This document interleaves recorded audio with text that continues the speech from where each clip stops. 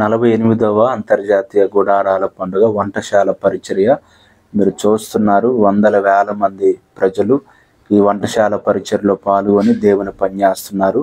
ఆడవాళ్ళు కానీ మగవాళ్ళు కానీ ఏ పని చేసేవాళ్ళు ఆ పనిలో మరి దేవుని పని చేస్తున్నారు. చూడండి, రైస్ ఉండేవాళ్ళు వండిన తర్వాత మరి తీసుకెళ్ళి ఒక పక్కన పెట్టేవారు. ఒక గుంపు మగవారంతా కూడా మరి పైన భయంకరమైన ఎండ మరి వేడి, ఆ మంట శాఖకు కూడా వారు ఎంతో కష్టపడి ఈ యొక్క పనిని చేస్తున్నారు. ఇదంతా దేవుని కృప.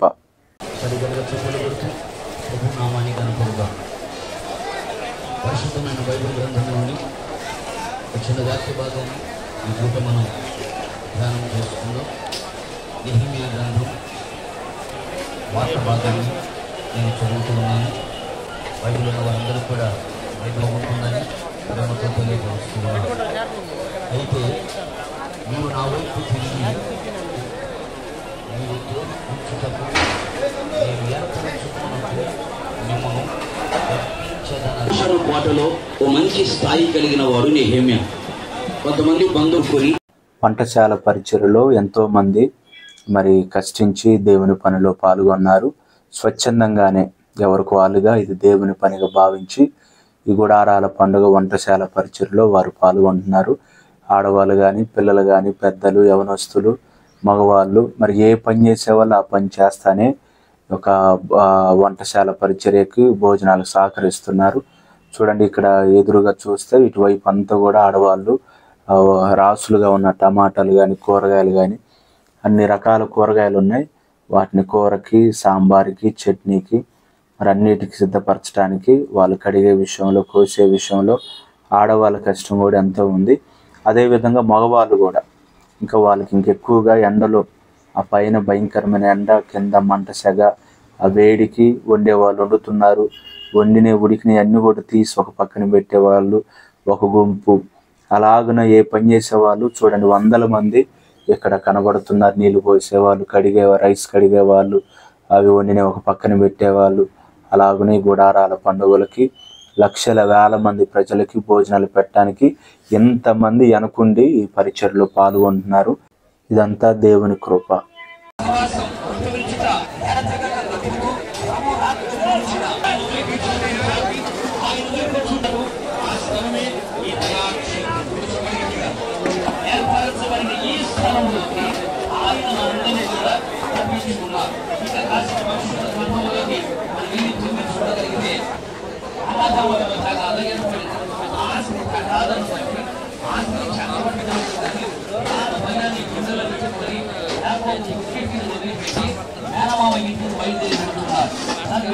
మార్గంలో చీకటి పడింది.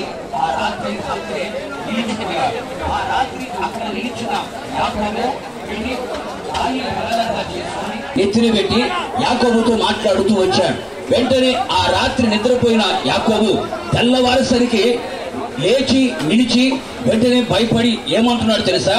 ఈ స్థలములో యెహోవా ఉన్నాడు, ఈ స్థలములో ఆయన ఉండు అని మాట్లాడు. ఈ స్థలములో యెహోవా ఉన్నాడు, దేవుడు ఏర్పరచుకున్న ఈ స్థలములో ఆయన ఉన్నాడు, ఆయన ఉన్నాడు అన్నవాడు. ధ్వని గల పాడైపోయిన ఎడారి, ఈ ధ్వనికి నేను తట్టుకోలేకపోతున్నా, ఇది పాడైపోయిన ఎడారి అని అనుకున్నా. తెల్లవారేసరికి యాకోబు అంటున్నాడు, ఈ స్థలములో ఆయన ఉన్నాడు.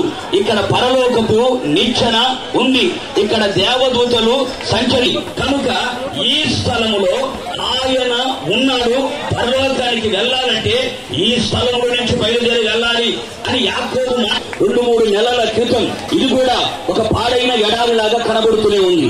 ఒక పక్క కొండ, మరొక పక్క చెట్లు, మరొక పక్క అదొక రకమైన పరిస్థితి. దాని కృపగల దేవుడు ఈ రోజున దేవుడు ఏర్పరుచుకున్న స్థలముగా దేవుడు మార్చాడు. నిశ్చయముగా మీరు విశ్వసించండి, ఈ స్థలములో ఆయన ఉన్నాడు. ఈ స్థలములో పరలోకపు నిచ్చెన వేయబడి ఉంది. ఈ స్థలములో దేవదూతలు సంచరిస్తున్నారు. ఈ స్థలములో దేవుని స్వరం మీకు వినబడుతూనే ఉంది. ఇది దేవుని మందిరమే తప్ప ఇది దేవుడు ఏర్పరచుకుని మీరు విశ్వసించండి. చూడండి, మరి ఇలాగున వంటశాల పరిచర్లో ఎంత పరిగెడతా వాళ్ళు పనిచేస్తున్నారు. చూడండి, భయంకరమైన సెగ, ఆ మంటల్లో కూడా ఎత్తుకొని పోవటానికి వాటి మీదనే కింద మంట సెగ తగులుతుంది కదా, ఆ మంటకు కూడా వారు అలాగనే అవి పెట్టి అందరు కర్రలతో ఒక 4-5 కలిసి ఆ బాండీని మోసుకెళ్తున్నారు. ఆ మంటల్లో నడుచుకుంటూ వెళ్తున్నారు. ఇది దేవుని కృప. మరి ఎంతో శక్తివంతంగా వాళ్ళు ఎక్కడ నిదానంగానే నిమ్మలంగా కానీ పనిచేసినట్టు అక్కడ కనపడలేదు. నేను చూసి ఆశ్చర్యపోయాను, దేవుని స్తుతించాను.